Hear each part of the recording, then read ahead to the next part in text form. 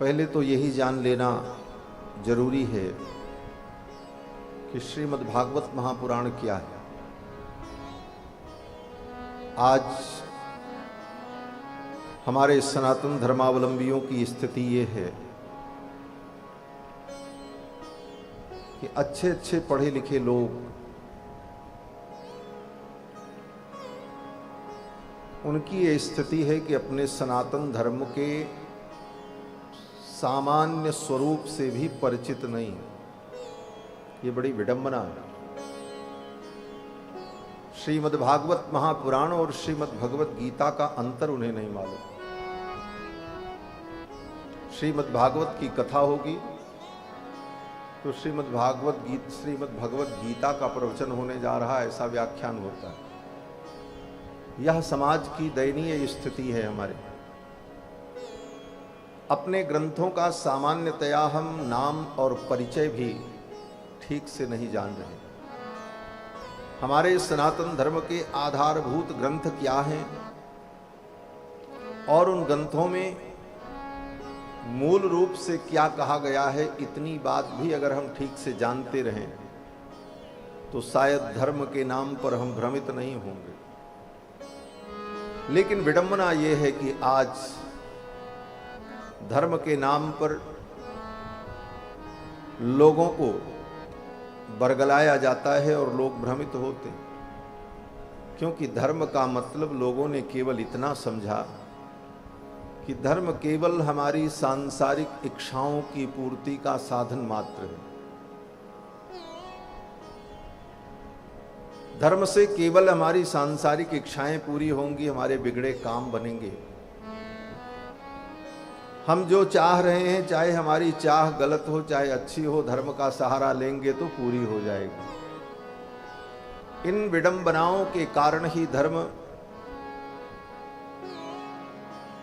और हमारे धार्मिक सिद्धांत छिन्न भिन्न होते चले जा रहे हैं। धर्म की प्रारंभिक स्थिति और प्रारंभिक ज्ञान से भी हम परिचित नहीं हो पा रहे।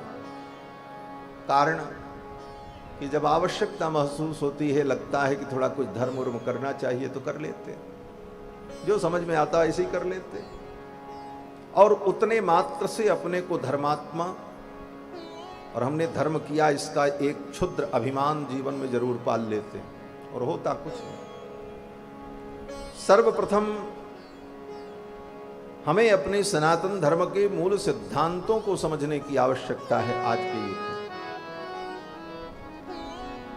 सनातन धर्म कहता क्या है और इस सनातन धर्म के मूल सिद्धांत को बताने वाले इन ग्रंथों का पूर्वापर क्या है, इन ग्रंथों की कितनी उपयोगिता है और इन ग्रंथों का उद्देश्य क्या है, इन ग्रंथों का मुख्य रूप से प्रतिपाद्य विषय क्या है। इन विषयों में सामान्य ज्ञान करना भी परम आवश्यक है। श्रीमद् भागवत महापुराण की कथा सर्वत्र प्रसिद्ध है। गांव गांव में भागवत की कथा होती है और शायद इसी कारण से भागवत की महिमा और घट गई। स्वयं वेद व्यास जी महाराज कहते हैं कि दिव्या भागवती वार्ता गेहे गेहे जने जने कारिता कणलोभेन कथा सारस ततो गता। ये भागवत की कथा घर घर में गली गली में होने लगी। आप कहोगे होना ही चाहिए, अच्छी बात। फिर वेदव्यास जी ऐसा क्यों कहते हैं कि इस कारण से कथा का सार समाप्त हो गया। किसी ऐरे गहरे नत्थु खैरे की वाणी नहीं है, ये व्यास की वाणी है। व्यास जी कुछ सोच करके बोल रहे होंगे। व्यास जी कह रहे हैं कि कारिता कणलोभेन कथा सारस्ततो गतः। गेहे गेहे जने जने घर घर में, गली गली में भागवत की कथा होने लगी। और किस लिए होने लगी, उद्देश्य क्या रहा? जिस भागवत का उद्देश्य ज्ञान की सिद्धि, जिस भागवत का उद्देश्य वैराग्य की प्राप्ति, जिस भागवत का उद्देश्य भगवत चरणारविंद का अनुराग,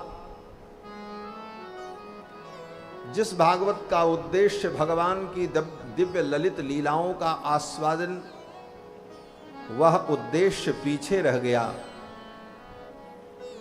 और भागवत का उद्देश्य केवल दो रह गया, एक कणलोभ और दूसरी प्रसिद्धि। और इसके कारण भागवत की जो सिद्धि है वो चली गई। प्रसिद्धि होने पर सिद्धि नहीं टिकती है। कारिता कणलोभेन कथा सारस्ततो गता। ये ज्ञान वैराग्य की जननी भागवत की कथा कण के लोभ से होने लगी। कण का लोभ, बोले सुनाने वाले में भी लोभ व्याप्त हो गया। चलो कथा सुनाएंगे, कुछ मिलेगा। कोई सुनने को तैयार नहीं, फिर भी कराओ भाई, कथा कराओ, प्रेरणा दो उनको। क्यों? बोले लोभ वहीं व्याप्त हुआ, कर्ण लोभ। कारिता कणलोभे न। और लोभी व्यक्ति की प्रेरणा के कारण कराने वाले को जो प्रेरणा मिली, उस प्रेरणा में भी लोभ व्याप्त हुआ। और वो लोभ किस रूप में व्याप्त हुआ? बोले प्रसिद्धि के रूप में। हम कथा कराएं तो लोग कहेंगे हमने कथा कराई। आजकल बहुत सारी कथाएं ऐसी ही होती हैं। उन्होंने इतना किया, हम इन महाराज को बुलाएंगे, उनसे हम उनसे बड़े महाराज को बुला के करेंगे। यह प्रतिस्पर्धा की भावना, प्रसिद्धि की भावना ने कथा के मूल विषय को बहुत दूर छोड़ दिया। परिणाम क्या हुआ? बोले कथा वही है, वही भागवत है, वही विधान है, मंत्र वही है, श्लोक वही है, शब्दावली वही है, लेकिन वो कृष्ण नहीं है, वो कृष्ण का भाव नहीं। व्यास जी इसी अर्थ में कहते हैं कि कारिता कणलोभेन कथा सारस्ततो गतः। इसलिए कथा का सार घट गया, कम हो गया, पूर्ण रूप से समाप्त नहीं हुआ। भगवान की कथा तो मंगलकारिणी है, कैसे भी सुनेंगे तो सुनने वाले का भला तो होगा ही। ऐसा नहीं है कि कोई नुकसान होगा, लेकिन जितना भला होना चाहिए उतना नहीं हो रहा। परिवर्तन नहीं दिखाई पड़ रहा, ज्यों के त्यों। आज से पहले इतनी कथाएं दुनिया में नहीं होती, संसाधन नहीं थे, और होती भी थी तो उनका विस्तार वहां तक नहीं हो पाता।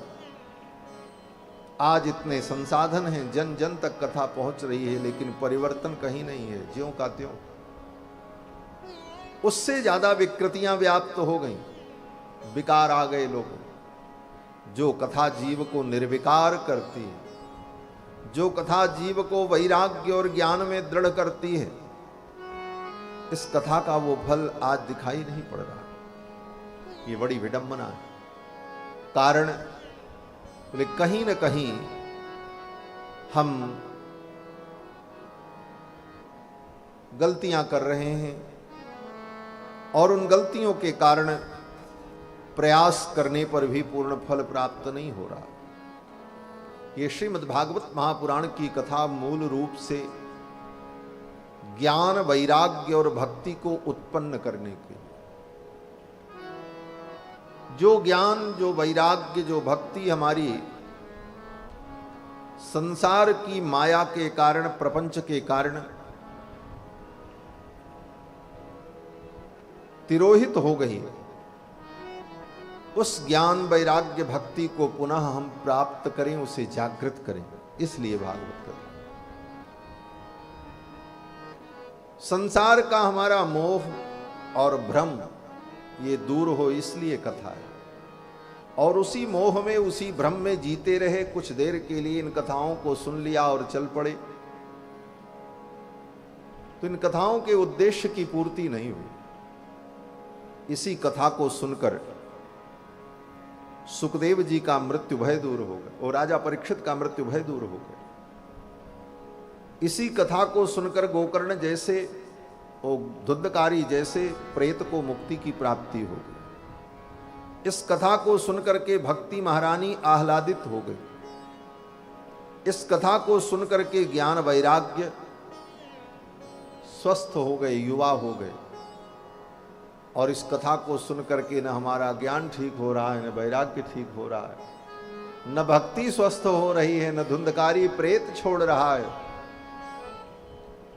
और मरने के बाद मिलने वाली मुक्ति तो बहुत दूर है, मृत्यु का भय तो बहुत दूर की बात, सामान्य भय से भी हम मुक्त नहीं हो पा रहे। यह विचारणीय है। श्रीमद्भागवत महापुराण की ये पावन कथा चारों वेदों का सार है।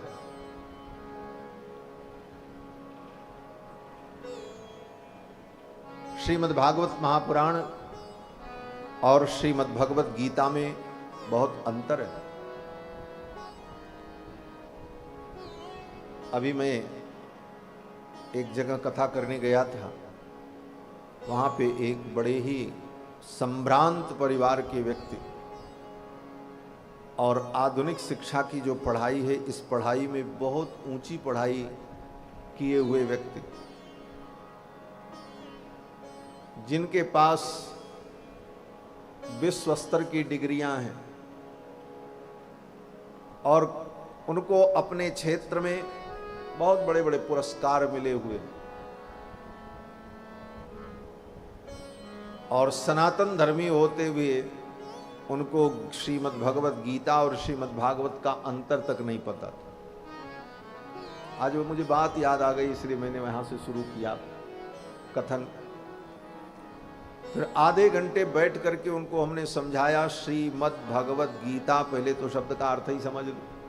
श्रीमद् भगवत माने भगवान, और श्रीमद् भगवत गीता श्री से युक्त श्रीमान भगवान के द्वारा गीता, गीता माने गाई गई। जैसे संस्कृत में पीता, पीता माने जिसको पिया गया, नीता माने जिसको लाया गया, जीता माने जिसको जीता गया, उसी तरह गीता माने जिसको गाया गया। तो भगवान के द्वारा जिसको गाया गया उसका नाम श्रीमद् भगवत गीता। और वो श्रीमद् भगवत गीता कोई स्वतंत्र ग्रंथ नहीं है, महाभारत का एक अंश है। महाभारत एक इतिहास ग्रंथ, 1,00,000 श्लोक परिमित वेदव्यास जी की रचना। उस महाभारत ग्रंथ में युद्ध के प्रसंग में भगवान ने जो अर्जुन को ज्ञानोपदेश किया 18 अध्याय में और कुल 700 श्लोकों में, वो 700 श्लोक जो ज्ञान विज्ञान का मूल भगवान की वाणी, उसको महाभारत से निकालकर एक अलग छोटी बुक के रूप में, किताब के रूप में सुविधा के लिए सबको उपलब्ध कराया गया। उसका नाम श्रीमद् भगवत गीता है। वो तो श्रीमद् भगवत गीता है। श्री भगवान के द्वारा गीता माने गाई गई। और श्रीमद् भागवत महापुराण, बोले ये श्रीमद् भागवत महापुराण, ये भगवत नहीं है, यहां भागवत शब्द है। भागवत माने भगवान के द्वारा कहा गया, अथवा भागवत का मतलब भगवान के द्वारा प्रोक्त ज्ञान। तो भगवान के द्वारा जिस ज्ञान का प्रवर्तन किया गया उस ज्ञान का नाम भागवत पुराण। और पुराण का मतलब जो अत्यंत पुराना है, नया नहीं है। ऐसा नहीं है कि व्यास जी ने इसको लिखा है, उसके पहले ये ज्ञान नहीं था, व्यास जी ने लिखा इसलिए आ गया। बोले व्यास जी ने लिखते समय इसीलिए ग्रंथ के आगे पुराण शब्द लिखा, श्रीमद् भागवत पुराण। पुराण का मतलब ही है जो बहुत पुराना है, और पुराना होते हुए नवीन के समान प्रतीत होता है। ऐसा जो ग्रंथ ये श्रीमद् भागवत महापुराण, ये पुराण विद्या एक अलग विद्या है। हमारे सनातन धर्म के जितने ग्रंथ हैं उन ग्रंथों की 4 श्रेणियां हैं। पहली श्रेणी श्रुति, श्रुति माने वेद, और दूसरी श्रेणी जो है वो स्मृति। स्मृतियों में याज्ञवल्क्य स्मृति, मनु स्मृति, शंख स्मृति, लिखित स्मृति, 18 स्मृतियां हैं। 18 उप स्मृतियां भी हैं, 18 औप स्मृतियां भी हैं। वो स्मृति का एक अलग संदर्भ है। उसके बाद तीसरे कोटि में जो ग्रंथ आते हैं वो इतिहास, और इतिहास में 2 ग्रंथ हैं, एक रामायण त्रेता युग का इतिहास और दूसरा महाभारत द्वापर युग का इतिहास। और उसके बाद चौथी श्रेणी में पुराण विद्या का परिगणन होता है, और पुराण विद्या का जहां परिगणन होता है वहां पर 18 पुराण का वर्णन है। अलग अलग देवताओं के परत्व को, अलग अलग देवताओं की महिमा को व्यक्त करने के लिए, सरल ढंग से वेदों के सिद्धांत को जन जन तक पहुंचाने के लिए वेद व्यास जी ने पुराण विद्या का प्रवर्तन किया, और 18 पुराण के माध्यम से विभिन्न ज्ञान वैराग्य की बातों को, वेदों की बातों को ही पुराण में लिपिबद्ध किया। फिर इन 18 पुराण के अतिरिक्त उप पुराण भी हैं, जो महापुराण की कोटि में नहीं आते हैं। बहुत से ऐसे पुराण हैं। तो ये पुराण विद्या चौथी कोटि की है। पहला श्रुति, दूसरी स्मृति, तीसरा इतिहास, चौथा पुराण। ये हमारे सनातन धर्म के मूल ग्रंथों का मोटा मोटा परिचय है क्या है। और इस प्रकार पुराण विद्या में आकर वेद का ज्ञान अत्यंत सरल और सुगम बन जाता है।